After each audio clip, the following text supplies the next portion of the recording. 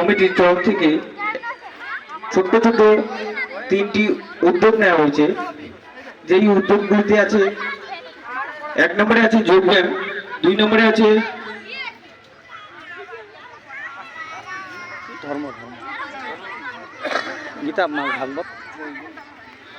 ধর্মগীতা ভাগবত এবং 3 নম্বরে পরিবেশ নিয়ে আলোচনা এবং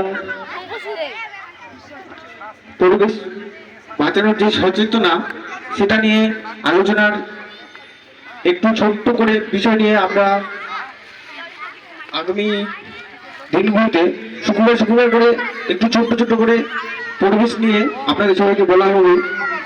এবং আমাদের ভগবদ্গীতা 2 নম্বর আর কি যেটা আছে 2 নম্বরে, সেই ভগবদ্গীতাটা মাসে একবার করে প্রত্যেক মাসে আমাদের গ্রামে গ্রামে একটি ছোট্ট করে স্কুল করে দেওয়া হয়েছে।